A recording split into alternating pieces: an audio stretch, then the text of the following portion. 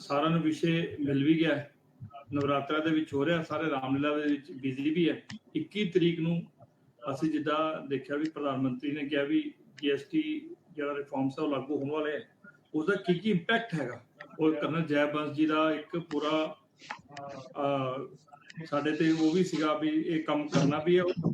ਪੰਜਾਬ ਦੇ ਵਿੱਚ ਲੋਕੀ ਚਾਹੁੰਦੇ ਵੀ ਹੈ, ਪੁੱਛਦੇ ਵੀ ਹੈ ਵੀ ਕੀ ਕੰਮ ਹੋ ਰਿਹਾ ਹੈ। ਤੇ ਇਸ ਕਰਕੇ ਅੱਜ ਅਸੀਂ ਮੁਕੇਸ਼ ਚੌਹਾਨ ਜੀ ਨੂੰ, ਪ੍ਰੋਫੈਸਰ ਡਾਕਟਰ ਸਾਹਿਬ ਨੂੰ ਸੱਦਾ ਦਿੱਤਾ ਹੈ।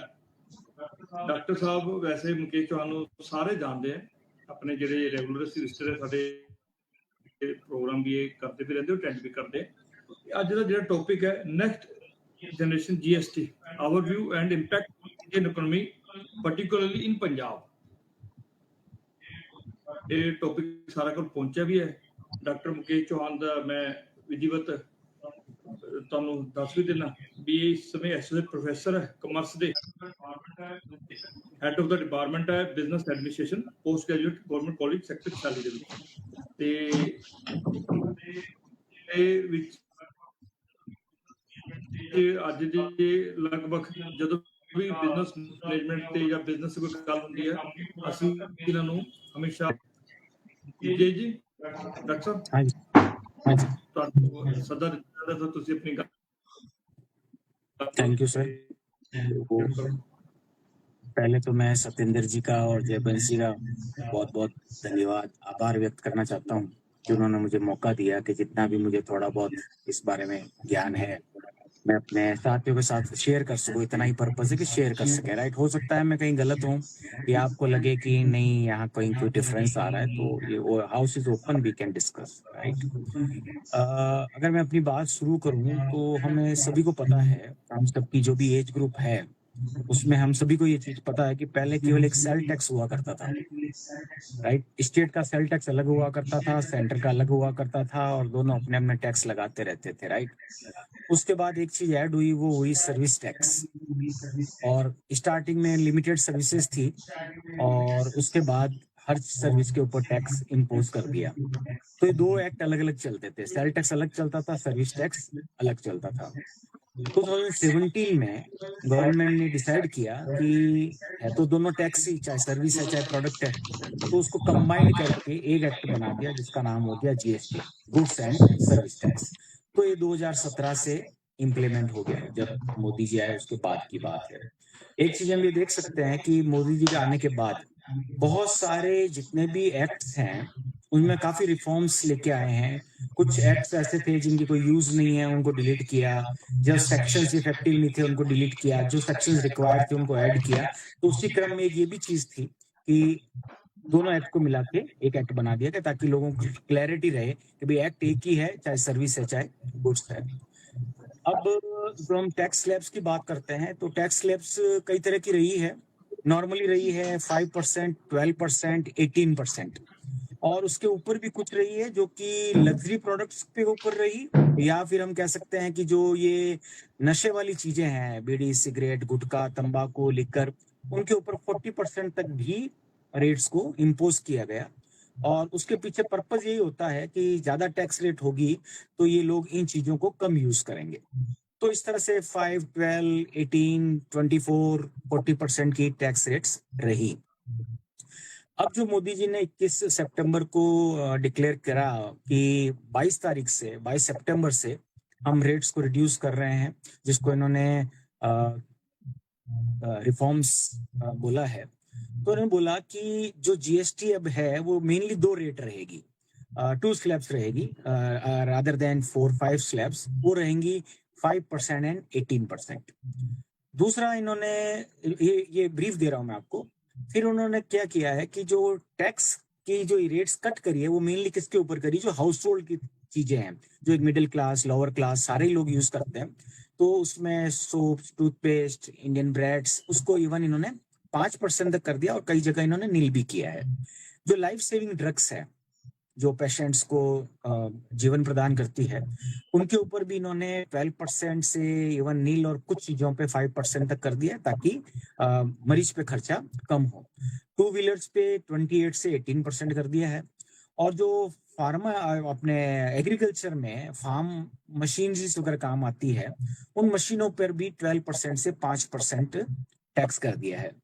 और बाकी जो जैसे पहले 40% था, ये टोबैको, पान मसाला, इन चीजों के ऊपर, लग्जरी आइटम्स, उन पे अभी भी 40% ही इन्होंने मेंटेन किया हुआ है। तो कुल मिला के रिफॉर्म्स में इन्होंने उन चीजों के ऊपर टैक्स कम कर दिया, और काफी कम किया है। 6% से लेकर 12% तक की कमी की गई है।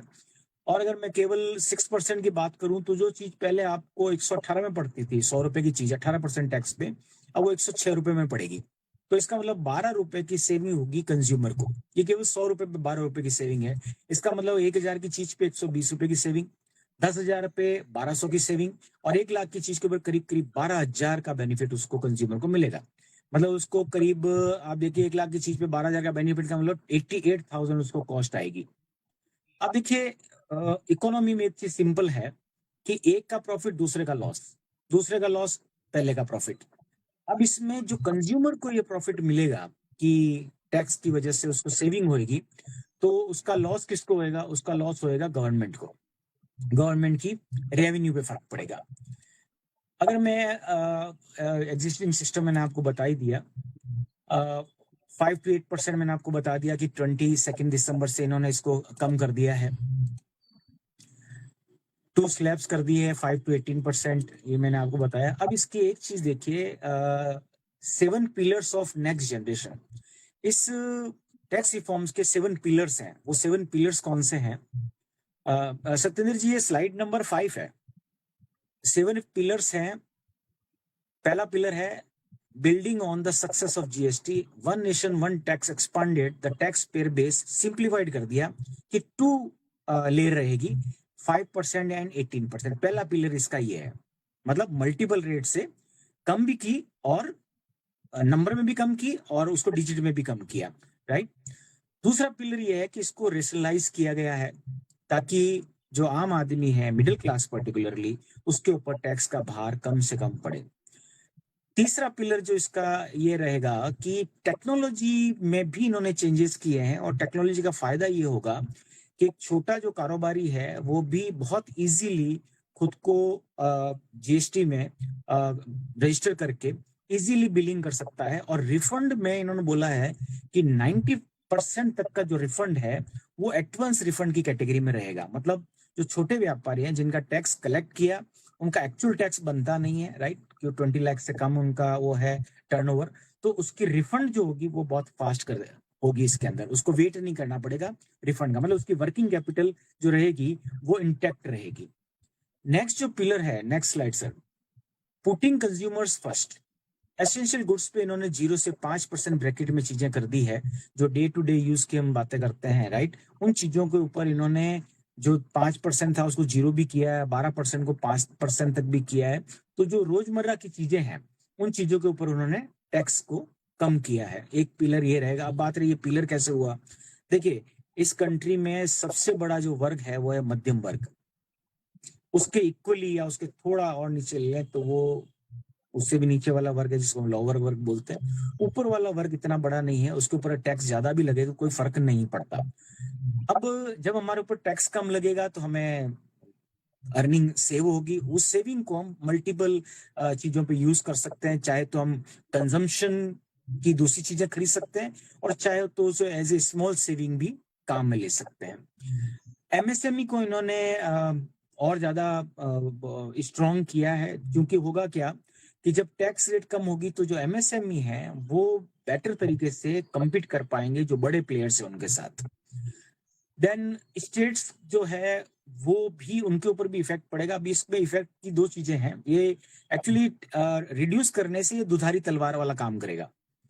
एक तरफ लॉस है, एक तरफ प्रॉफिट है। स्टेट्स के लिए लॉस ये रहेगा कि उनकी अर्निंग कम हो जाएगी, और प्रॉफिट इस सेंस में रहेगा कि जब टैक्स कम होगा तो कंजम्पशन बढ़ेगा, तो कंजम्पशन बढ़ेगा तो वॉल्यूम की वजह से उनकी वापस कुछ रिकवरी भी होगी टैक्स के अंदर। तो ये बोथ साइड चलेगा। वो डिपेंड करेगा कि अल्टीमेटली 1 साल बाद हमें पता चलेगा, 6 महीने बाद पता चलेगा कि एंड रिजल्ट क्या रहा स्टेट टू स्टेट। जो 7 पिलर जो मैंने अभी आपको एक्सप्लेन कर दिया है कि lower tax means higher spending. आदमी को जब पैसा पर आइटम पर यूनिट कम लगता है तो वो चीजों को ज्यादा कंज्यूम करता है। जैसे हम देखते हैं मार्केट में हम चीजें खरीदने जाते हैं तो वो बोलता है कि 30 रुपए किलो, 100 रुपए के 4 किलो। तो हम क्या करते हैं, 30 रुपए किलो के अगर 3 किलो लेते तो 90 रुपए लगते। अब हम 25 रुपए किलो के चक्कर में 4 किलो खरीदेंगे तो स्पेंडिंग हमारी 10 रुपए ज्यादा बढ़ी। उस स्पेंडिंग का फायदा इकोनॉमी को होगा, टैक्स कलेक्शन में होगा, वो पर यूनिट कम हुई पर वॉल्यूम में बढ़ेगी, ज्यादा वॉल्यूम की वजह से वो बढ़ेगा रेवेन्यू। Sir next slide. अब हम बात करते हैं सेक्टोरल रिलीफ कि किस किस सेक्टर में क्या क्या रिलीफ मिला। सर इसकी भी नेक्स्ट स्लाइड में चले जाते हैं। ये वाला पहला वाला फूड एंड हाउस होल्ड की बात करते हैं सबसे पहले, राइट, जो डे टू डे चीजें हैं। तो इसमें आप देखिए जीएसटी रेट को इन्होंने कट करके पर्टिकुलरली हम बात करते हैं डिश वॉशर्स जो हैं, TV, LCD, LED, ultra high temperature products, milk, pre package labelled, chana, paneer, right, then soap, shampoo, toothbrush, tableware, bicycle, namkeens, bhujia. अब देखिए ये सारी वो चीजें हैं जो हम डे टू डे यूज करते रहते हैं, राइट, और काफी मात्रा में यूज होती है, थोड़ी थोड़ी भी यूज करें तो काफी मात्रा में होती है। और इन सभी चीजों के ऊपर टैक्स करीब मैक्सिमम में 5% है। कुछ एक चीजें हैं जिनके ऊपर 12% अभी भी है। इसी तरह से एक चीजें हम बात करें कंज्यूमेबल ड्यूरेबल्स, जिसमें हम एलसीडी और इसकी बात करें मोर देन 32 इंच, उसके ऊपर जिसमें एसी भी इंक्लूड है, वो आपके देखिए जहां 28% था उसको 18% कर दिया, राइट। अगर आप एक 32 इंच का टीवी लेते हैं तो करीब मान लीजिए 35-40,000 रुपीज लगते हैं, तो उस पर आपको 10% की सेविंग है, सीधा सीधा आपको 4,500-5,000 रुपए का बेनिफिट है, राइट। तो ये आपके हाउस होल्ड वाली जो चीजें हैं इनके ऊपर टैक्स का इफेक्ट करीब करीब 5% है। एक आध चीज हम छोड़ दें पर उसमें भी देखिए आप 10% का रिलीफ है, कहाँ 28% था, कहाँ 18% है। तो ये है food and house hold sector. Next sector की हम बात करें तो वो सेक्टर है आपका home building material. Home building material में सीमेंट की बात करें जो कि सबसे ज्यादा कंज्यूम होती है। सीमेंट पे आप देखिए 28% टैक्स था, वो 18% टैक्स हो गया। अगर आप मकान बनवाते हैं तो आप इमेजिन कर सकते हैं कि एक 100 गज का मकान भी बनवाएं और 2 फ्लोर बनाए तो उसके ऊपर कितना बैग सीमेंट का काम आएगा। तो 10% का मतलब है कि अगर 350 रुपए का भी अगर अभी आपको एक बैग पड़ रहा है तो उस पर करीब 30-35 रुपए का बेनिफिट होने वाला है एक सीमेंट के बैग के ऊपर, राइट। तो करीब करीब अगर आप 10 बैग खरीदते थे पहले तो अब 10 की जगह आप उतने ही प्राइस में 11 बैग खरीद पाएंगे। मोटा मोटा हिसाब इस तरीके से हम समझ सकते हैं। मार्बल की हम बात करें जिसमें ग्रेनाइट ब्लॉक्स वगैरह इन सब की बातें करें जो फिनिशिंग में काम आता है, उस पर भी 12% से इन्होंने 5% किया है। Bamboo flooring, packing cases, pallets, wooden के जो काम होते हैं आपके कंस्ट्रक्शंस में, उस पर भी उन्होंने 12% से 5% किया है। अगर हम इन चीजों को देखें तो पता चलता है कि कंस्ट्रक्शन कॉस्ट में आपको काफी फायदा होने वाला है, करीब करीब 10% की सेविंग होने वाली है कंस्ट्रक्शन कॉस्ट के ऊपर। अगर मान लीजिए आप 50 लाख रुपए कॉस्ट आपकी आ रही थी और अगर मैं 10% या 9% मानूं तो मोटा मोटा 4.5 लाख से 5 लाख रुपए तक का आपको बेनिफिट होने वाला है 50 लाख तक के इन्वेस्टमेंट पे। अगर हायर जाएंगे तो वो उसी मल्टीपल में बढ़ता जाएगा, तो कंस्ट्रक्शन कॉस्ट कम होगी। देन नेक्स्ट अगर हम बात करें तो वो है आपका ऑटोमोबाइल सेक्टर। ऑटोमोबाइल सेक्टर में स्मॉल कार्स जो हैं और टू व्हीलर्स जो हैं जिसमें लेस देन 350 सीसी की हम बात करें तो उसमें 28% से 18% कर दिया, अगेन 10% रिड्यूस किया। देन जो बसेस हैं, ट्रक्स हैं, 3 व्हीलर्स हैं और ऑटो पार्ट्स हैं उसके ऊपर भी 28 से 18% किया, अगेन 10% का रिलीफ है। इस रिलीफ के बायर को तो फायदा होगा ही, जो 2 व्हीलर खरीदेगा, जो 4 व्हीलर खरीदेगा उसको तो 10% सेविंग है ही है। पर दूसरा इसका फायदा पैसेंजर को भी होगा जो पब्लिक ट्रांसपोर्ट यूज करते हैं, कि जब मेरी बस, मेरी कार, मेरी जो मैं साधन यूज कर रहा हूँ, ऑटो यूज कर रहा हूँ, अगर उसकी कॉस्ट कम आएगी, उससे मेरी ईएमआई कम आएगी तो मैं भाड़ा भी थोड़ा आपसे कम वसूल करेगा। तो इनडायरेक्ट वे में वहां पर भी आपके जेब पे कुछ भार कम पड़ेगा डे टू डे यूज जो पब्लिक ट्रांसपोर्ट वाले कर रहे हैं। दूसरा फायदा ये भी होगा कि ज्यादा लोग बाइंग कैपेसिटी यूज कर पाएंगे। जो ऑटो खरीदते समय एक सोचता था खरीदूं नहीं खरीदूं, पैसा कम है ज्यादा है, तो उसको 10% का इफेक्ट तो पड़ेगा ही पड़ेगा कि अगर उसको 3 लाख रुपए खर्च करने थे तो वहां अब उसको 30,000 रुपए कम खर्च करने पड़ेंगे। अगर वो लोन लेगा तो 30,000 रुपए की वहां लोन की किस्त कम भरनी पड़ेगी, उसके ऊपर इंटरेस्ट कम लगेगा। तो इस सभी चीजों का मल्टीपल इफेक्ट आएगा कि उसकी कॉस्ट पे फर्क पड़ेगा, और कॉस्ट पे फर्क पड़ेगा तो उसका इफेक्ट कंज्यूमर पे भी जाएगा, उसकी पॉकेट पे भी जाएगा। नेक्स्ट अगर मैं बात करूं तो ये आपका एग्रीकल्चर सेक्टर। एग्रीकल्चर सेक्टर की हम बात करें, नेक्स्ट स्लाइड है सर 11 नंबर। फार्मिंग इक्विपमेंट्स पे काफी फर्क पड़ा है। फार्मिंग इक्विपमेंट्स आप देख सकते हैं स्लाइड में कि ट्रैक्टर पे जहां 12% था, ट्रैक्टर टायर पे 18% था, आपकी ड्रिप इरिगेशन पे 12% था, एग्रीकल्चर हॉर्टिकल्चर फॉरेस्ट्री मशीन्स पे 12% था, तो कहीं 12 था 18 था, राइट। उसको अब इन्होंने 5% में कन्वर्ट कर दिया। तो अगर 12% था और 5% अब किया है तो उन आइटम्स पे 7% की सेविंग है, और जहां 18% अब 5 किया है तो 13% की सेविंग है। फार्मिंग में इस कॉस्ट को कम करने से जो फार्मर्स अफोर्ड नहीं कर पाते थे हाई कॉस्ट की वजह से, वो अफोर्ड कर पाएंगे, और जो बाई करेंगे उसके बाद उनकी चूंकि टोटल कॉस्ट कम होगी तो उनकी फार्मिंग कॉस्ट, प्रोडक्शन कॉस्ट पे भी फर्क पड़ेगा, जिससे कि वो अपनी फसल को एक कम्पिटिटिव रेट पे मार्केट में बेच पाएंगे, क्योंकि कॉस्ट जब कम होती है तो हम कम प्राइस पे माल को बेच पाते हैं। तो ये किसानों के लिए काफी फायदे की चीज है। और किसानों को फायदा मतलब एग्रीकल्चर पे इफेक्ट का मतलब है इंडस्ट्री में भी इफेक्ट आना, हम डे टू डे जो चीजें कंज्यूम कर रहे हैं फल सब्जियां वगैरह उनके ऊपर इफेक्ट आना, अनाज पे इफेक्ट आना, तो उसके ऊपर भी इसका इफेक्ट आएगा। नेक्स्ट है सर आपका सर्विस सेक्टर। सर्विस सेक्टर में जो पर्टिकुलरली होटल्स वगैरह हैं, योगा सर्विसेज हैं, इन चीजों के ऊपर अगर आपका जो मान लीजिए रूम का रेंट होटल में 7,500 रुपए तक का था, जिसके ऊपर करीब 12% टैक्स लगता था, अब वो टैक्स 5% कर दिया। आप देखिए जो मिडिल क्लास है नॉर्मली जो होटल्स यूज करते हैं वो करीब करीब इसी रेंज पर यूज करता है, उससे ऊपर नहीं जाते हैं। 7,500 पर डे कोई छोटा अमाउंट नहीं होता है। तो इसका मतलब ये हुआ middle class lower class hotel stay के खर्चे में करीब करीब उनको 7 to 8% की सेविंग होगी बिलिंग में। जिम, सैलून, बार्बर्स, पर्टिकुलर जिसमें पार्लर्स वगैरह की हम बातें करें तो उसमें भी इन्होंने जो 18% था उसको 5% किया, तो इसमें 13% सेविंग है। जो पार्लर्स या जो बार्बर्स वगैरह के आजकल यूनिसेक्स सैलून वगैरह काफी चल गए हैं। पहले तो लेडीज ज्यादा जाती थी पार्लर में, आजकल जेंट्स भी बहुत जाते हैं, तो उसको उनको भी इसके ऊपर सेविंग होएगी, राइट। देन नेक्स्ट है आपका toys, sports and handicraft item. Toys देखिए, टॉयज उनको समझ में आते हैं जिनके बच्चे छोटे हैं कि टॉयज के ऊपर कितना खर्चा होता है। अब जिनके बच्चे छोटे हैं उनको लगता है हाँ टॉयज से क्या फर्क पड़ता है, ये भी बहुत बड़ी इंडस्ट्री है, राइट। तो उसके ऊपर भी आप देखिए जहाँ 18% टैक्स था, मैक्सिमम पे 5% किया गया है, कुछ पे 12 से 5% किया गया है। हैंडीक्राफ्ट के आइटम के ऊपर भी इन्होंने रेट्स को कम किया है। हैंडीक्राफ्ट आप लोगों को जैसे पता होगा, हैंडीक्राफ्ट में हमारा एक्सपोर्ट का काम काफी है इंडिया में, और टैक्स की वजह से इंपोर्ट एक्सपोर्ट पे आपको पता ही फर्क पड़ेगा, नो डाउट। ये कोई एक्सपोर्ट ड्यूटी की हम बात नहीं कर रहे हैं, हम जीएसटी की बात कर रहे हैं। पर जीएसटी जब इंटर स्टेट सप्लाई होता है तो उसके ऊपर तो टैक्स लगता ही है ना। मान लीजिए कि कोई हैंडीक्राफ्ट का आइटम चंडीगढ़ से आपने दिल्ली सेल किया, दिल्ली वाला आगे एक्सपोर्ट करेगा तो उसको तो महंगा पड़ा ना, बायर को तो, दिल्ली वाले को जब उसको महंगा पड़ा तो आगे बेचने में भी उसको थोड़ा महंगा बेचना पड़ेगा। तो इसका इफेक्ट ये होगा कि हमारी कंट्री लेवल पे इनर साइड में टैक्स कम होने की वजह से जो एंड सेलर है, जो एक्सपोर्टर है, उसको चीज सस्ती मिलेगी और वो ज्यादा चीज को एक्सपोर्ट कर पाएगा। और एक्सपोर्ट ज्यादा होने का मतलब है हमारी फॉरेन करेंसी इंक्रीज होना, राइट। तो उसमें भी इन्होंने 12 to 5% कर दिया है बहुत, जिसमें वुडन आइटम्स भी हैं, पेंटिंग्स भी हैं, और इन्होंने मैक्सिमम चीजें वही इसमें इंक्लूड करी है जिनका हमारा मैक्सिमम कारोबार है हैंडीक्राफ्ट के अंदर।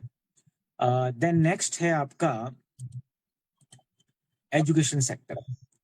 आप देखिए एजुकेशन सेक्टर में जो मैक्सिमम चीजें काम आती है, जो बच्चे बड़े सारे काम में लेते हैं, और बच्चे इन चीजों को ज्यादा कंज्यूम करते हैं क्योंकि वो मिसयूज भी करते हैं, वेस्ट भी करते हैं। तो आप देखिए जिसमें सिंपल पेंसिल है, पेन है, शार्पनर है, नोटबुक है, एक्सरसाइज बुक है, ग्राफ बुक्स है, एटलस है, राइट। ये जो छोटी छोटी चीजें बहुत काम आती है, उनकी प्राइस भी बहुत होती है। आप बाइंग करते होंगे तो आपको पता होगा, या छोटे जब बच्चे थे तो हमें पता है कि काफी कॉस्ट आती है। तो उसके ऊपर इन्होंने जो 12% तक का टैक्स था उसको नील कैटेगरी में डाल दिया, मतलब इन चीजों के ऊपर अलग से कोई जीएसटी नहीं लगेगा, राइट। तो हम कह सकते हैं कि जो चीज 10 रुपए की या 10 रुपए की जो पेंसिल आती थी वो करीब 8 रुपए 80 पैसे में पड़ेगी या 9 रुपए में पड़ेगी।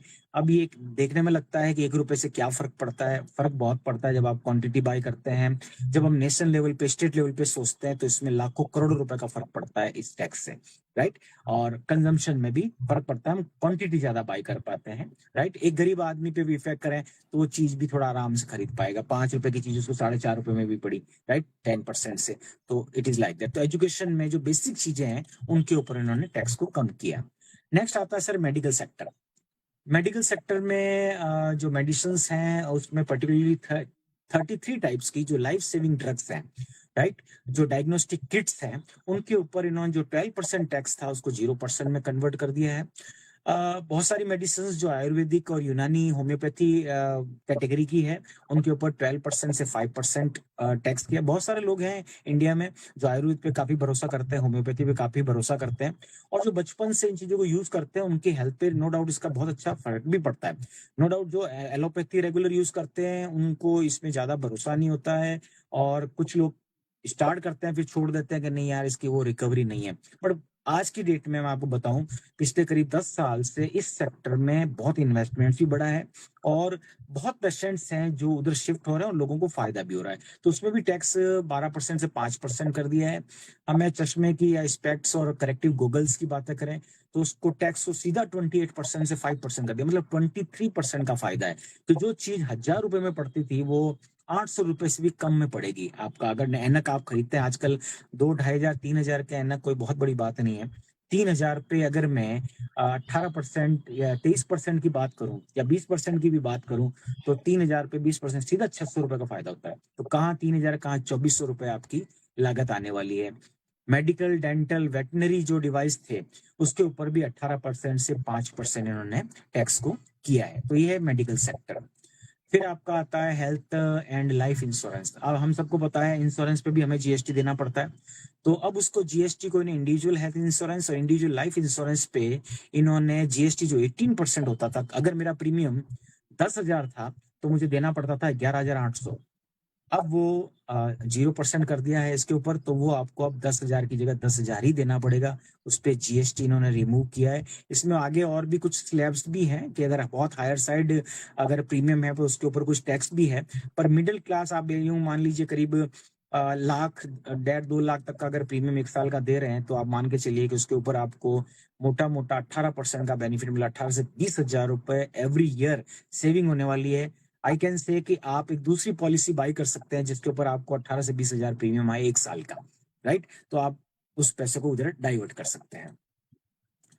उसके बाद अगर हम बात करें तो बात आती है आपकी बेनिफिट्स टू ऑल। अब ये जो हमने बातें करी ये मेन उसके 7 एरियाज थे जहां जहां इन्होंने मेनली टैक्स को रिड्यूस किया है। और टैक्स रिडक्शन अगर मोटे एक अनुमान लगाएं तो ये 10 से 12% रिडक्शन है ना, 10 से 12% तक की उन्होंने कमी की है।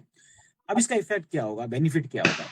लोअर प्राइस से डिमांड हाई होगी, चीपर चीजें सस्ती बिकेगी, तो लोग ज्यादा कंज्यूम करेंगे, और ज्यादा कंजम्पशन का मतलब होगा मार्केट में मनी का स्प्रेड ज्यादा होना, इकोनॉमी का ग्रोथ ज्यादा करना, प्रोडक्शन ज्यादा होना, डिमांड ज्यादा होना।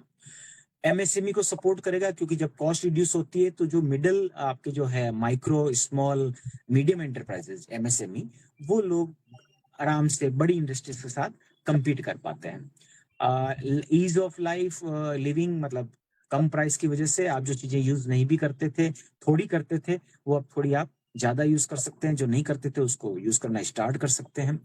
और वाइडर टैक्स नेट, मतलब कि आपको क्लियर हो गया कि टैक्स के अब रेट्स क्या हैं। आपको पता चल गया कि भाई ये आपका या तो 5% है या 12% है। आपको कंफ्यूजन नहीं रहेगा कि कभी कितना ही लग रहा है कभी कितना ही लग रहा है।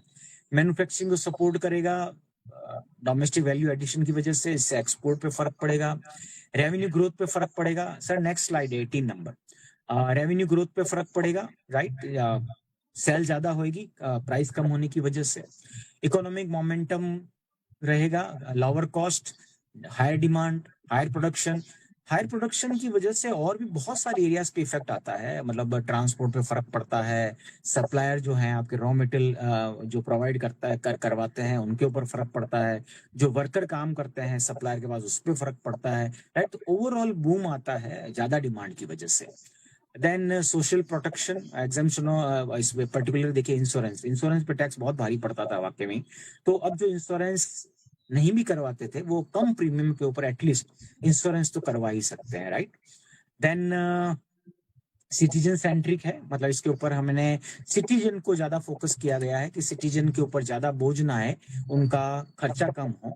अगर मैं आपको बात करूं एक मिडिल क्लास का करीब करीब 50 से 60 हजार रुपए महीने का खर्चा होता है, करीब करीब मिनिमम बता रहा हूँ आपको आज की डेट में महंगाई के हिसाब से। अगर मैं 50,000 पे 10% भी रिडक्शन मानूं जीएसटी का, और ये 50,000 में मैं डे टू डे वाली हाउस होल्ड वाली चीजें ही काम में ले रहा हूँ, राइट, वो दूसरी लग्जरी वगैरह की हम बातें नहीं कर रहे, तो आप देखिए 50,000 पे करीब करीब आपको 5,000 से 6,000 रुपए पर मंथ सेविंग होने वाली है। अगर 12 महीने से मल्टीप्लाई करूं तो करीब 60 से 70,000 रुपया आपका एक साल का सेव होने वाला है, जिसको चाहे तो आप इन्वेस्ट करिए, चाहे इंश्योरेंस लीजिए, चाहे म्यूचुअल फंड लीजिए, और अगर आपकी श्रद्धा हो तो उसको आप गरीबों की हेल्प करने में भी, डोनेशन लेने में भी यूज कर पाएंगे, क्योंकि आपकी जेब पे कोई एक्स्ट्रा कॉस्ट आने वाली नहीं है, वो आप अपनी सेविंग से कर रहे हैं due to saving in taxes. इस स्लाइड को मैं छोड़ रहा हूँ, ये पहले वाली थी। अब आइए आप परफॉर्मेंस, इसको भी छोड़ दीजिए, आगे आते हैं हम कंक्लूजन अभी मैं निकाल रहा हूँ ऑल ओवर इंडिया का। अभी हम पंजाब की बात मैंने कहीं पर भी नहीं करी है, मैं अभी पूरे कंट्री लेवल की बात कर रहा था।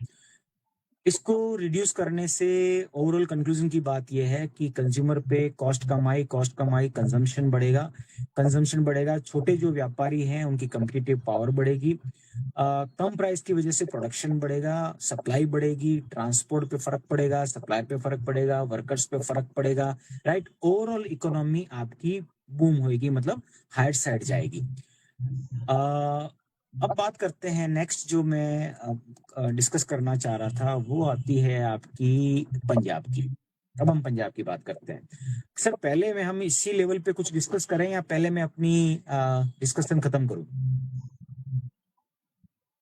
नहीं जी, पंजाब के बारे में कुछ बता दीजिए, फिर उसके बाद ठीक है सर, मेरे पास कितनी देर है? 5-10 मिनट और है? नहीं, हाँ 5 मिनट 10 मिनट ले लो, कोई बात नहीं। हाँ ठीक है, अच्छा मैक्सिमम 10 मिनट्स लूंगा, राइट, ज्यादा नहीं लूंगा। सर ये मैं पंजाब की बात में पहले हमें ये पता होना चाहिए पंजाब में इंडस्ट्रीज कौन सी, क्योंकि जैसी इंडस्ट्री होगी उस पर डिपेंड करेगा कि किस स्टेट पे कितना इफेक्ट आ रहा है। पंजाब में हम बात करें तो ऑटोमोबाइल सेक्टर है, कुछ आईटी सेक्टर है, फार्मा सेक्टर है, राइट, और एग्रीकल्चर सेक्टर के कुछ प्रोडक्ट्स हैं जो कि बनते हैं, और बाकी एग्रीकल्चर इटसेल्फ है। तो मेन इसके ये सेक्टर है जो कि पंजाब में है। ये मैंने कुछ कंपनीज के नाम नोट किए थे, जो आपको शायद सबको पता भी होगा कि ऐसी कौन सी कंपनियां हैं जो लार्ज स्केल पे प्रोडक्शन करती है और वो पंजाब के अंदर है। तो मैं केवल स्लाइड स्किप कर रहा हूँ, एक एक खाली नाम पढ़ूंगा। महिंद्रा एंड महिंद्रा सबको पता होगा कितनी बड़ी कंपनी है ये, राइट। 1945 में ये मैंने एस्टेब्लिश हुई है जलंधर के अंदर। नेक्स्ट आप देखेंगे तो हीरो साइकिल 1956 में, जो कि प्राइवेट सेक्टर की है, लुधियाना के अंदर। देन नेक्स्ट मैं अगर बात करूं तो आप देख सकते हैं नेस्ले, जो कि मोगा के अंदर आई हुई है, 1905 में एस्टेब्लिश हुई है। देन मैं बात करता हूँ इमर्सन की, जो कि मैन्युफैक्चरिंग टेक्नोलॉजी सेक्टर की है, जो कि आपके मोहाली के अंदर है। देन मैं बात करूँ यूनिलीवर की, बहुत बड़ी कंपनी है, 1930 में राजपुरा में इनका प्लांट है। देन मैं बात करूं आईटीसी की, तो ये आपके जहाल टिकरवाला में इनका कॉन्ग्लोमरेट है। कॉन्ग्लोमरेट का मतलब है कि मल्टीपल बिजनेस है। आईटीसी का पर्टिकुलरली जो है वो होटल इंडस्ट्री भी है और टोबैको वगैरह में भी इनका काम है। साइमंस की बात करूं तो हेल्थ केयर और इंफ्रास्ट्रक्चर में काम करती है, जो कि लुधियाना के अंदर एस्टेब्लिश्ड है। देन बात करें आपके डस्टमेस एग्रो इंडस्ट्रीज की, जो कि पोहर के अंदर है, और ये मैन्युफैक्चरिंग करती है आपके एग्रो प्रोडक्ट्स की। ये मैं बड़ी बड़ी इंडस्ट्रीज की बातें कर रहा हूँ, बाकी बहुत सारी इंडस्ट्रीज हैं। पेप्सिको की बात करें, जो कि आपके कोल्ड ड्रिंक्स वगैरह जो बनाती है, जो 1965 में आपके एस्टेब्लिश्ड है। देन आप सिप्ला की बात करें, मेडिकल में बहुत बड़ा नाम है, टैबलेट्स वगैरह जो मेडिकल सपोर्ट सिस्टम बनाती है, 1935 में एस्टेब्लिश्ड है अमृतसर के अंदर। देन मैं बात करूं सन फार्मा, आज की डेट में इंडिया में टॉप जो सबसे बड़ी कंपनी है मेडिकल में वो सन फार्मा है, राइट, वो भी आपके पंजाब के अंदर है। अब देखिए ये मैंने इंडस्ट्रीज की बात कर ली कि कितनी तरह की मेजर इंडस्ट्रीज, बड़ी बड़ी इंडस्ट्रीज हमारे पंजाब के अंदर है। उसके अलावा माइक्रो स्मॉल इंडस्ट्रीज जो है वो तो सारी है ही है। अब मैंने ये आपको इसलिए बताया कि इतनी बड़ी इंडस्ट्रीज का क्या इफेक्ट होगा। देखिए इन सभी इंडस्ट्रीज में प्रोडक्शन बढ़ेगा due to reduction in GST demand की वजह से, और जब प्रोडक्शन बढ़ेगा तो ट्रांसपोर्ट जो लोग इन्वॉल्व हैं उनको बेनिफिट होगा, राइट, जो सप्लायर है उसको बेनिफिट होगा, जो सप्लाई चेन में काम करते हैं, कुछ एम्प्लॉयमेंट पे भी फर्क पड़ेगा, क्योंकि जब प्रोडक्शन बढ़ता है तो हो सकता है कुछ और लोगों को एम्प्लॉयमेंट मिले, और मान लीजिए नहीं मिले तो निकालने की एटलीस्ट बात नहीं होगी कि आपको ले ऑफ किया जा रहा है क्योंकि डिमांड कम हो गई है, वो इससे डिमांड बढ़ने वाली है। Why Punjab is the worst hit. अब मैं बात कर रहा हूं कि इसमें पंजाब में नेगेटिव इफेक्ट क्यों आएगा। अभी तक मैंने आपको पॉजिटिव बताया था क्योंकि डिमांड बढ़ेगी, राइट, और नेगेटिव साइड कौन सी है कि जो सबसे बड़ी प्रॉब्लम ये है पंजाब की कि इनका रेवेन्यू जो है वो हाईएस्ट आता है आपका जीएसटी से, जो कि अभी करीब करीब 43 से 44% है। जब ये जीएसटी की रेट कम होगी तो ऑब्वियसली आपके पंजाब स्टेट का रेवेन्यू भी कम होएगा, तो सबसे बड़ा लॉस स्टेट को वो वाला है। Second point, limited revenue source. अब इसको ये कंपेंसेट भी नहीं कर सकते क्योंकि इनके पास दूसरे सोर्सेज बहुत कम है रेवेन्यू जनरेट करने के। तीसरा सबसे बड़ा इनका प्रॉब्लम ये है कि ये डेब्ट बर्डन बहुत ज्यादा है। जैसे कहते हैं कि जो आपका ग्रॉस स्टेट डोमेस्टिक प्रोडक्ट है पंजाब का, उसका करीब करीब 46% जो है इनका डेब्ट है, जिसके ऊपर इनका मैक्सिमम रेवेन्यू इंटरेस्ट में ही चला जाता है। तो पहले पॉइंट से पता चलता है आपकी रेवेन्यू कम हो गई, और ये बर्डन कम होना नहीं है क्योंकि जो लोन ले रखा है उसके ऊपर तो आपको इंटरेस्ट देना ही देना है। हिस्टोरिकल अगर लॉस की बात करें तो ये मैं बात कर रहा हूं कि जब 2017 में जीएसटी स्टार्ट हुआ था, जब प्रोडक्शन और सर्विस को दोनों को एक ही कैटेगरी में डाल दिया था, उस समय भी इनको करीब 1.1 लाख करोड़ का नुकसान हुआ था। नो डाउट सेंट्रल गवर्नमेंट ने इसमें से काफी कंपनसेट किया है, राइट, और अभी भी इनकी डिमांड है कि आप हमें कंटिन्यू करें, जो पहले आप हमें कंपनसेट कर रहे थे लॉस को, उसको कंटिन्यू करें। अब ये कह रहे हैं कि हमें इतना लॉस होगा, तो ये सेंटर से डिमांड कर रहे हैं कि हमारी तरफ देखिए, हमारा रेवेन्यू काफी कम हो जाएगा। तो पहले जब स्टार्ट हुआ था जीएसटी तो सेंटर ने सभी स्टेट्स को 5 इयर्स तक सपोर्ट दिया था रेवेन्यू लॉस का। अब ये कह रहे हैं कि इसको आप 5 साल के लिए हमारे लिए और एक्सटेंड करो। अब सेंट्रल गवर्नमेंट मानेगी नहीं मानेगी, लेट्स सी। अगर नहीं मानती है तो इनको रेवेन्यू लॉस तो पक्का है जीएसटी में कमी होने की वजह से, बट वो लॉस अगर मैं एब्सोल्यूट टर्म में बात करूं तो वो 10 to 12% वैसे तो है, राइट, क्योंकि रेट कम हो गए, पर कुछ कंपनसेट हो जाएगा डिमांड ज्यादा होने की वजह से कि टैक्स कलेक्शन अदरवाइज थोड़ा सा बढ़ेगा। तो मुझे ऐसा लगता है मोटा मोटा कि मैक्सिमम लॉस 5 से 6% होगा, इससे ज्यादा नहीं होगा, क्योंकि प्रोडक्शन एंड डिमांड बढ़ने की वजह से दूसरी तरफ वॉल्यूम की वजह से कंपनसेट हो जाएगा। देन अगर नेक्स्ट हम बात करें चैलेंजेस की, सबसे बड़ा जो चैलेंज आएगा इनके सामने कि कंज्यूमर रिलीफ और स्टेट फाइनेंस कैसे करेंगे। आज की डेट में बहुत सारी चीजें ये कर रहे हैं, फ्री फैसिलिटीज दे रहे हैं, इलेक्ट्रिसिटी फ्री, ये फ्री वो फ्री, उसकी फंडिंग कहाँ से करेंगे जब इनके खुद के रेवेन्यू लॉस होंगे, उसको कैसे ये मेंटेन करेंगे। पॉलिटिकल टेंशंस भी है कि पार्टी के साथ रहना भी है, शो भी नहीं करना है कि हम इनसे कोई हेल्प ले रहे हैं, तो वो भी एक इश्यू है। और लॉन्ग टर्म रेवेन्यू ग्रोथ, मेरे को ऐसा लगता है लॉन्ग टर्म रेवेन्यू ग्रोथ बढ़ेगा। अभी इनको कम से कम 2-1 साल मान के चलो कि ये थोड़ा स्ट्रगल करना पड़ेगा लॉस की वजह से, बट अल्टीमेटली मुझे लगता है मैक्सिमम 2 इयर्स के अंदर ये कंपनसेट हो जाएगा और ओवरऑल इंक्रीज ही होगा। ओवरऑल इस रिडक्शन से जीएसटी कलेक्शन बढ़ेगा, घटेगा नहीं। That is my opinion, right, my conclusion. Then अगर हम बात करें लास्ट स्लाइड, तो ओवरऑल मतलब ये हुआ कि जीएसटी राइट नाउ कम होने की वजह से 1.5-2 साल तक रेवेन्यू कम होने की वजह से इनके कलेक्शन कम होंगे। जिसकी वजह से जहां पे अभी फंडिंग कर रहे हैं, जहां पे एक्सपेंडिचर कर रहे हैं, राइट, चाहे एम्प्लॉइज के लिए कर रहे हैं, चाहे सोशल सर्विस के लिए कर रहे हैं, उसके ऊपर एक तो इफेक्ट आएगा। दूसरा, इनको जो ऑलरेडी इनके डेप्ट है उनके ऊपर इंटरेस्ट पे करने में भी इनको दिक्कत आएगी। हो सकता है कि इंटरेस्ट पे करने के लिए भी लोन लेना पड़े, तो वो फिर आपके इंटरेस्ट बर्डन को क्रिएट करेगा। तो बात रही इसका ओवरऑल सॉल्यूशन क्या है, स्टेट को ये करना पड़ेगा कि अपने अननेसेसरी खर्चों को कम करना पड़ेगा। सोशल सर्विस के नाम पे, वोट बैंक के नाम पे जो खर्चे करने हैं उसके ऊपर कट लगाना पड़ेगा, अपने बजट को रेशनलाइज करना पड़ेगा, ताकि ये जो रेवेन्यू लॉस है उसकी मार को ये बैलेंस कर पाए। अदरवाइज पंजाब की हालत बहुत अच्छी नहीं है, हम सभी को पता है। इंडिया लेवल की बात करें तो आज से 25 साल पहले जहां ये सेकंड स्टेज उसमें आता था टॉप में, आज ये करीब 18-19 रैंक पे आता है फाइनेंशियल। अगर हम एनालिसिस की बात करें, रेवेन्यू की बात करें, लॉसेस की बात करें, बर्डन की बात करें, तो ये स्टेट है। तो ओवरऑल कंक्लूजन इस तरीके से है कि जीएसटी का फायदा भी है, लॉस भी है। डिपेंड करेगा कि अभी इस पीरियड को, ट्रांजिशन पीरियड को, स्टेट गवर्नमेंट फाइनेंस मिनिस्टर किस तरह से डील करता है। ठीक है जी। एक इसमें पॉइंट और था कि सभी स्टेट्स पे इस तरह का इफेक्ट नहीं है, क्योंकि बहुत सारे स्टेट्स ऐसे हैं जिनके मिनरल्स वगैरह से काफी इनकम है, माइंस वगैरह हैं, तो उनको उधर लॉस नहीं है। पर चंडीगढ़, सॉरी, पंजाब के साथ ये प्रॉब्लम है कि हम माइंस वगैरह नहीं है, तो वो वाली इनकम इंक्रीज नहीं कर पाएंगे या वहां से कंपनसेट नहीं कर पाएंगे। तो सत्येंद्र जी, मेरी तरफ से इतना ही है आज के लिए। हम डिस्कस कर सकते हैं, क्वेश्चन वेलकम, अगर कोई पूछना चाहे तो। मैं अजय भारद्वाज। अच्छा, मैं बहुत बहुत आपसे शुक्रिया।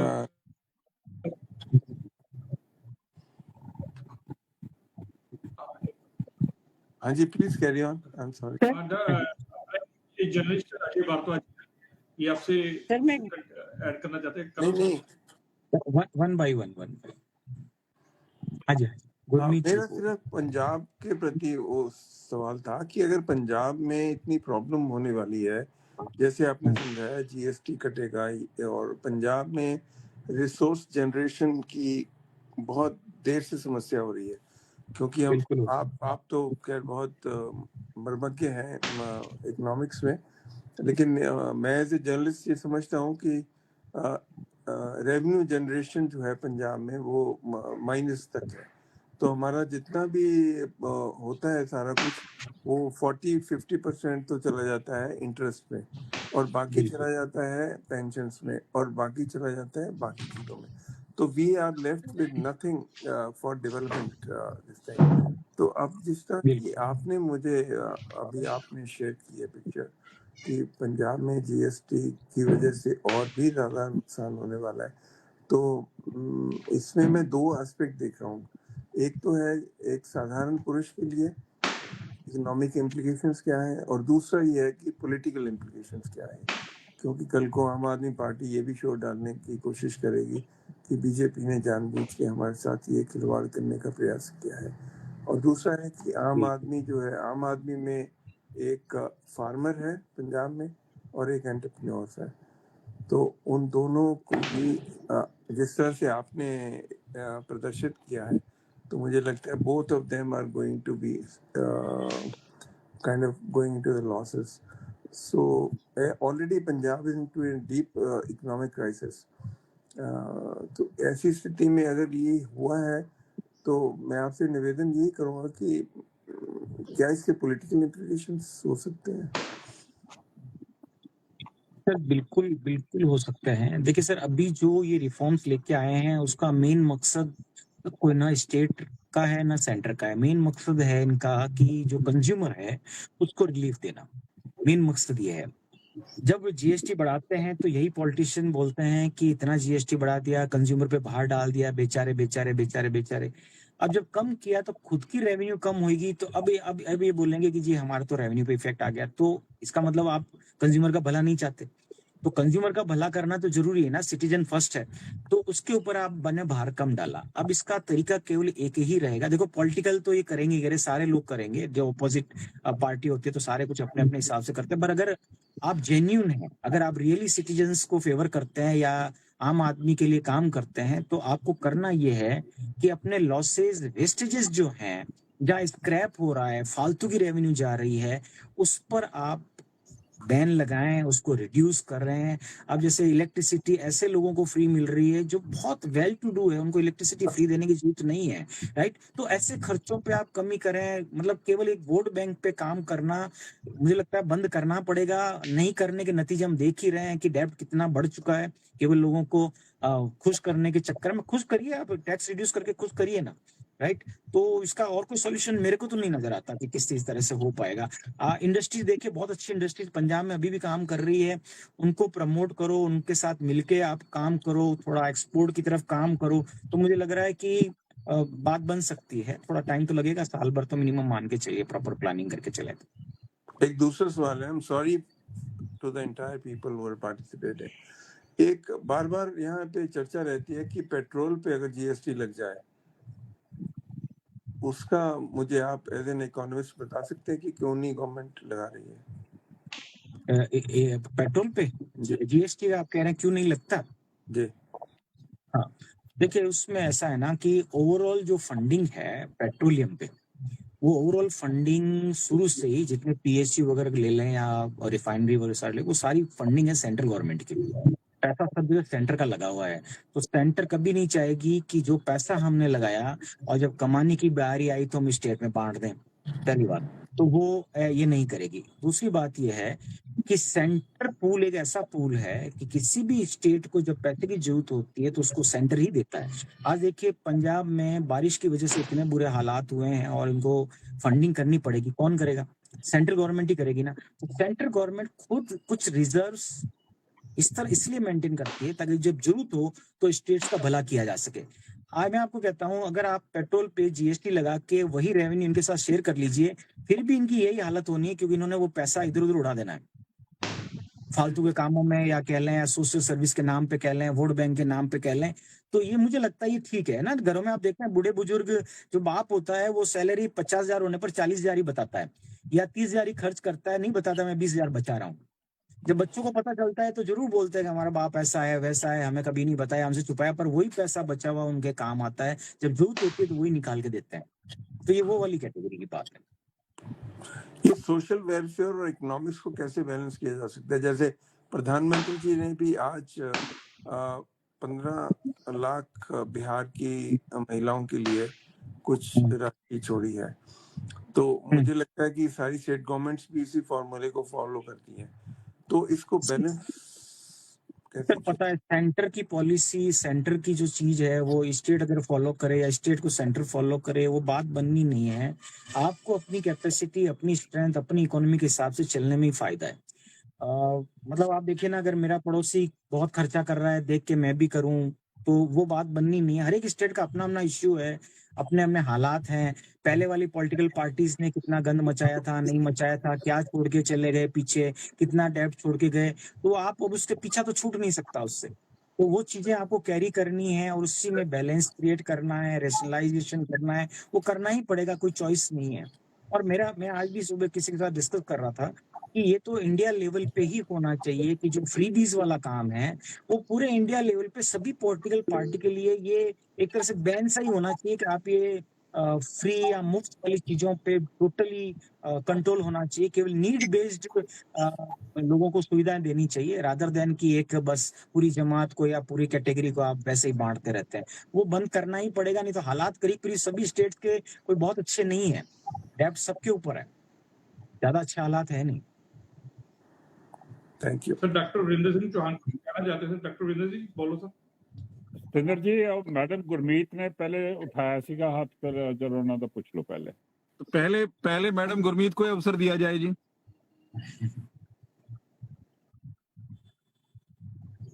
सर मैं सारा ने थोड़ी जी रिक्वेस्ट कर रहा, मेरा आज थोड़ा नेट ना कितने कितने कट रहा है, कुछ हो रहा है, इस करके कई चीजें मैं कंट्रोल नहीं कर पा रहा, तो थोड़ा सा फिर सारा पर कोऑर्डिनेट होके चलिए। डॉक्टर गुरमीत जी मैम बोलो। गुरमीत मैम बोलो।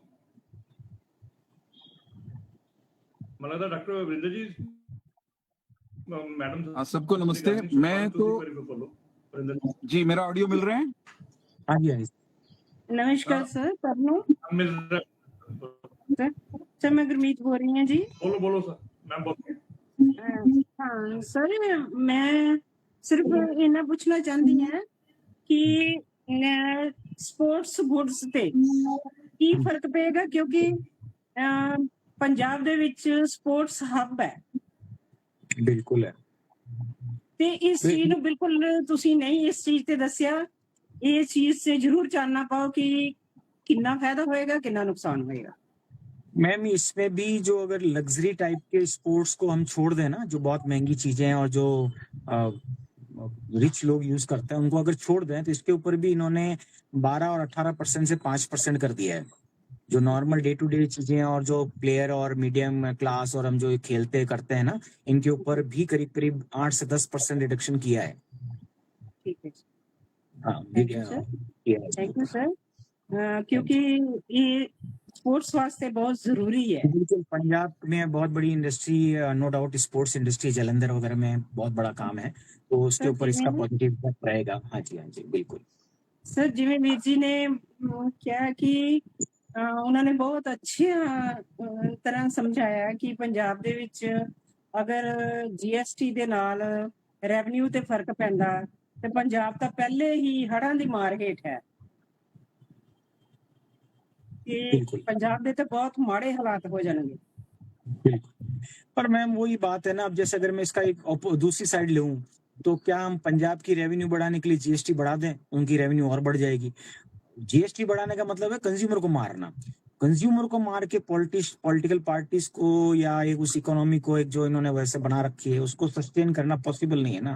कंज्यूमर के एंगल देखिए, एक चीज ये भी देखिए, जब GST आया था तब भी लोग स्टेट्स वाले बहुत चिल्लाए थे कि ये गलत है, इतना रेट कर दिया, हर चीज पे टैक्स लगा दिया। अब जब GST कम किया है तो वो लोग बोल रहे हैं कि मोदी जी बेवकूफ बना रहे हैं, पहले ज्यादा लगाया और अब कम करके बेवकूफ बना रहे हैं। अब बेवकूफ कैसे बना रहे हैं, कम तो कम है ना, राइट।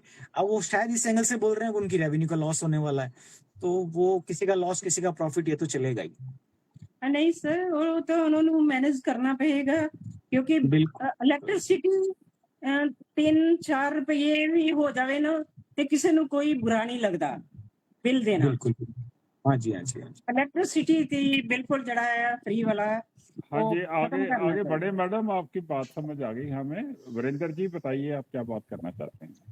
जी, मुझे तो मुकेश जी समेत जो विद्वान इस कार्यक्रम में हैं उनसे एक बात समझने का मेरा मन है कि जब ये नया पॉलिसी इंटरवेंशन रोल आउट किया केंद्र की सरकार ने, तो जो चिंताएं मुकेश जी ने जताई, चाहे वो पंजाब की स्पेसिफिक लगती हों या आमतौर पे सब राज्यों के कुछ कॉमन दर्द हैं, तो जब केंद्र या केंद्र के बजाय मोदी जी कहें या निर्मला ताई जब ये इसको रोल आउट कर रही थी, तो उनके दिमाग में भी तो ये सारी चीजें रही होंगी।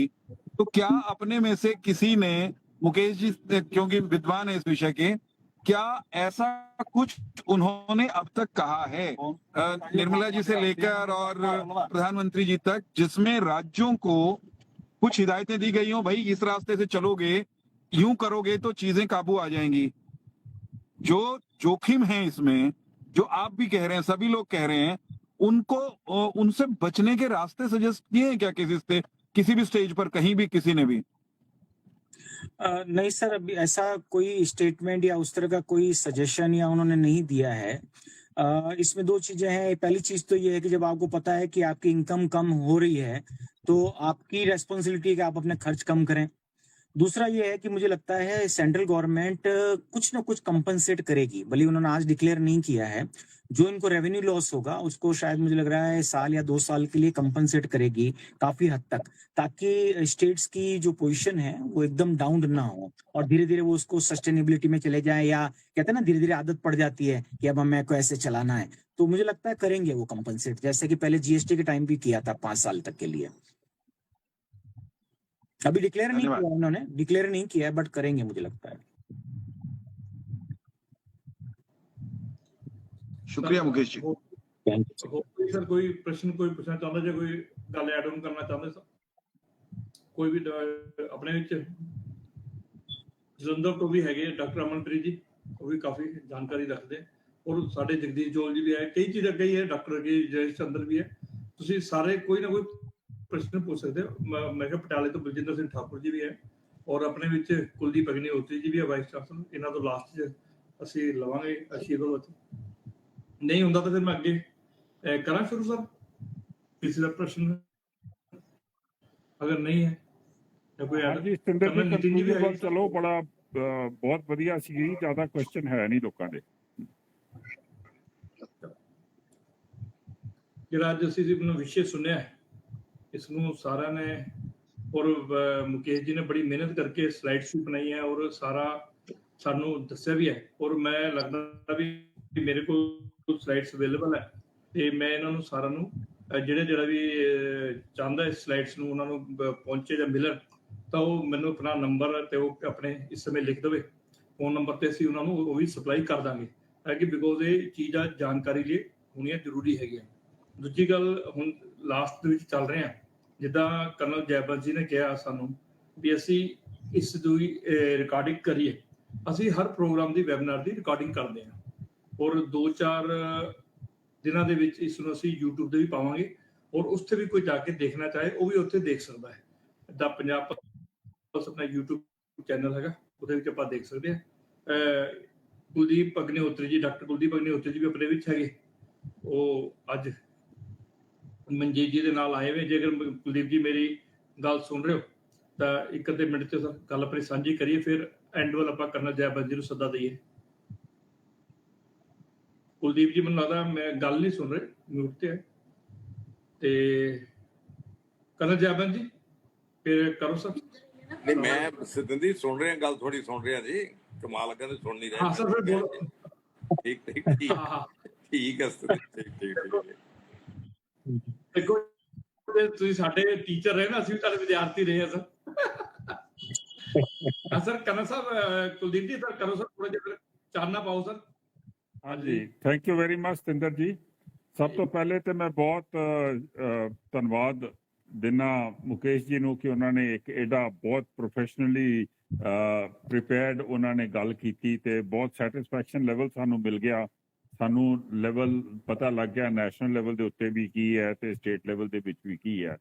ਤੋ ਜੋ ਮੈਂ ਸੋਚਿਆ ਸੀਗਾ ਉਹੀ ਗੱਲ ਹੋਈ ਕਿ ਸਾਰਿਆਂ ਨੂੰ ਪੰਜਾਬ ਦੇ ਵੱਲ ਕਾਫੀ ਚਿੰਤਾ ਚੱਲ ਰਹੀ ਹੈ।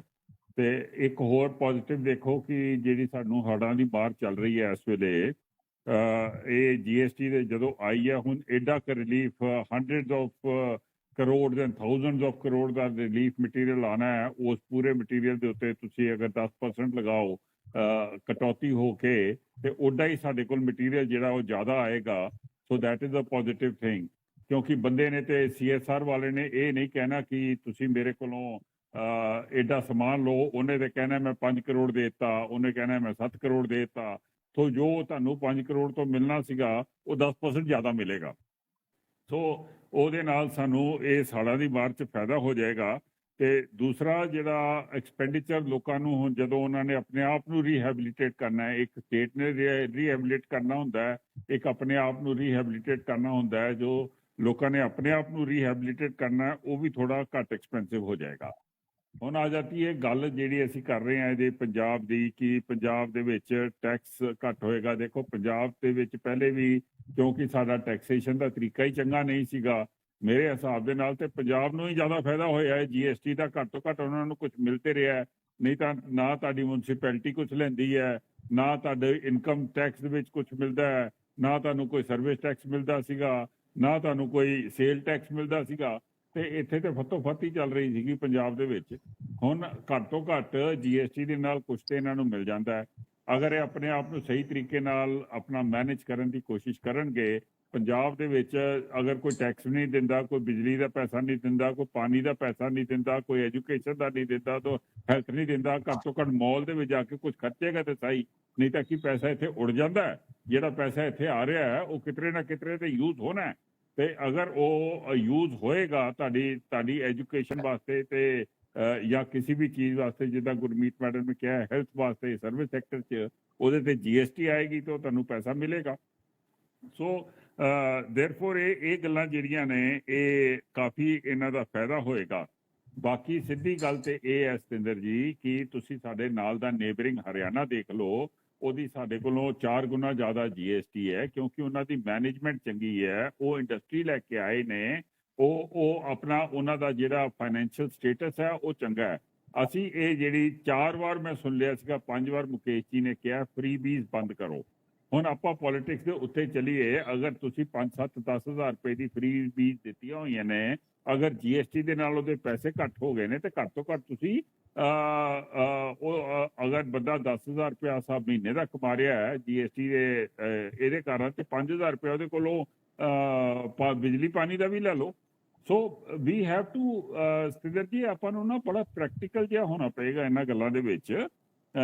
ਅਦਰਵਾਈਜ਼ ਅਗਰ ਅਸੀਂ ਪ੍ਰੈਕਟੀਕੈਲਿਟੀ ਦੇ ਨਾਲ ਨਹੀਂ ਚੱਲਾਂਗੇ, ਵੈਸੇ ਮੈਂ ਕਿਤੇ ਪੜ੍ਹਿਆ ਹੈ ਕਿ ਸਾਡੇ ਇੱਥੋਂ ਦੀ GST ਜਿਹੜੀ ਰਜੀਮ ਹੈ ਉਹ ਪੂਰੀ ਦੁਨੀਆ 'ਚ ਸਭ ਤੋਂ ਘੱਟ ਹੈ।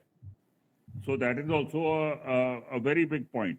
ਸੋ ਇਹ ਆਪਾਂ ਨੈਗੇਟਿਵ ਤਰੀਕੇ ਦੇ ਨਾਲ ਨਾ ਦੇਖੀਏ ਕਿ ਇਹਦੇ ਸਾਡੇ ਉੱਤੇ ਡੈਟ ਬਰਡਨ ਹੈਗਾ, ਤੇ ਉਹ ਸਾਡਾ ਆਪਣਾ ਕ੍ਰੀਏਟਡ ਹੈਗਾ, ਉਹਦੇ ਬਾਰੇ ਅਸੀਂ ਕੁਝ ਕਰਨਾ ਹੈ। ਇਹਦੇ ਜਿਹੜੀਆਂ ਪੋਜ਼ਿਟਿਵ ਗੱਲਾਂ ਨੇ ਉਹ ਇਹ ਨੇ ਜਿਹੜੀਆਂ ਦੱਸੀਆਂ ਨੇ ਮੁਕੇਸ਼ ਜੀ ਨੇ, ਕਿ ਸਾਡਾ ਜਿਹੜਾ ਮਿਡਲ ਕਲਾਸ ਹੈਗੀ ਹੈ ਉਹਦੀ ਪਰਚੇਜ਼ਿੰਗ ਪਾਵਰ ਵੱਧ ਜਾਏਗੀ।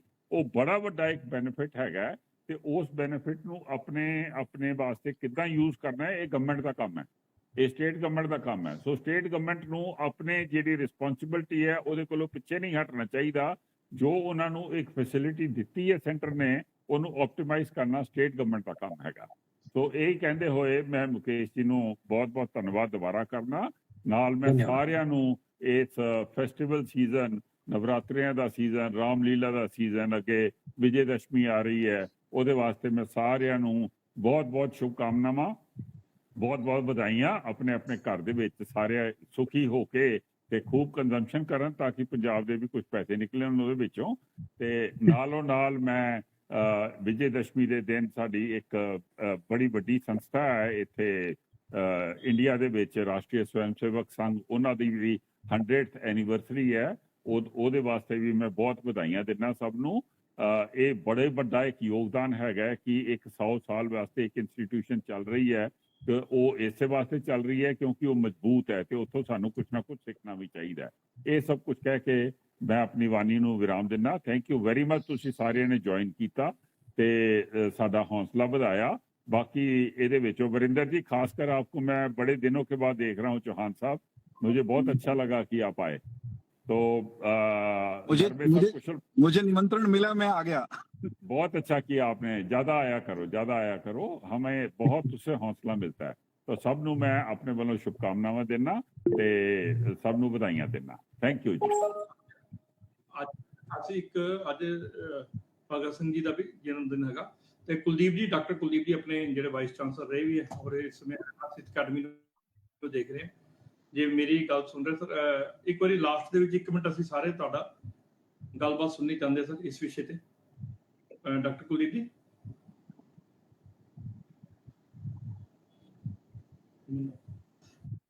ਤੇ ਸਾਰੇ ਅੱਜ ਪਤਵੰਤੇ ਸਦस्य ਸਾਡੇ ਵਿੱਚ ਆਏ, ਔਰ ਮੈਨੂੰ ਲੱਗਦਾ ਡਾਕਟਰ ਅਮਨਪ੍ਰੀਤ ਜੀ ਨੂੰ ਵੀ ਦੇਖ ਰਿਹਾ, ਅਨਿਲ ਸ਼ਰਮਾ ਜੀ ਨੂੰ ਵੀ ਦੇਖ ਰਿਹਾ, ਔਰ अजय भारद्वाज जी तो बोल ही चुके हैं, गुरमीत मैडम भी है, जगदीश जोल जी अपने PCS अफसर भी अपने विच रहे हैं, राकेश शर्मा जी है, बलजिंदर सिंह ठाकुर ਜਿਹੜੇ अपने ह्यूमन राइट्स ਦੇ चेयरमैन रहे हैं पंजाब के, वो भी अपने विच है, कर्नल नितिन जी। मैं मतलब जिन्हों का नाम नहीं भी लिता, सारा का बहुत बहुत शुक्रिया। असी तकरीबन कोशिश करते हैं भी महीने ਦੇ ਵਿੱਚ ਘੱਟ ਤੋਂ ਘੱਟ ਇੱਕ ਅਸੀਂ ਵੈਬਿਨਾਰ ਕਰੀਏ ਕਰੰਟ ਟੌਪਿਕ ਤੇ ਅਸੀਂ ਸਾਰਿਆਂ ਨੂੰ ਸੱਦਾ ਵੀ ਦਿੰਦੇ ਆ। ਸਾਰਿਆਂ ਦਾ ਬਹੁਤ ਬਹੁਤ ਸ਼ੁਕਰੀਆ ਤੇ ਸਾਡੇ ਸੱਦੇ ਤੁਸੀਂ ਆਉਂਦੇ ਹੋ। ਔਰ ਇੱਕ ਲਾਸਟ ਮੈਂ ਰਿਕੁਐਸਟ ਕਰ ਰਿਹਾ, ਸਾਡਾ ਪੰਜਾਬ ਪਲਸ ਜਿਹੜਾ ਚੈਨਲ ਹੈ ਉਹ ਤਿੰਨੋਂ ਸਟ੍ਰੀਮ ਦੇ ਵਿੱਚ ਹੈ, ਫੇਸਬੁੱਕ ਦੇ ਵਿੱਚ ਵੀ ਹੈ ਤੇ YouTube ਤੇ ਵੀ ਹੈ ਤੇ ਤੀਜਾ ਟਵਿੱਟਰ ਤੇ ਵੀ ਹੈ। ਫਾਲੋ ਵੀ ਕਰੋ, ਲਾਈਕ ਵੀ ਕਰੋ, ਔਰ ਜਦੋਂ ਤੁਸੀਂ ਕਮੈਂਟ ਲਿਖਦੇ ਹੋ ਮੈਨੂੰ ਲੱਗਦਾ ਵੀ ਰਾਸ਼ਟਰ ਸੇਵਾ ਦੇ ਲਈ ਇੱਕ ਬੜਾ ਵੱਡਾ ਕੰਮ ਵੀ ਹੋ ਜਾਂਦਾ ਹੈ। ਇਹਨਾਂ ਸਾਰਾ ਦਾ ਕਰਦੇ ਹੋਏ ਬਹੁਤ ਬਹੁਤ ਸ਼ੁਕਰੀਆ। ਸਤਿ ਸ਼੍ਰੀ ਅਕਾਲ। थैंक यू जी। सत श्री अकाल जी। राम राम। राम राम जी सब।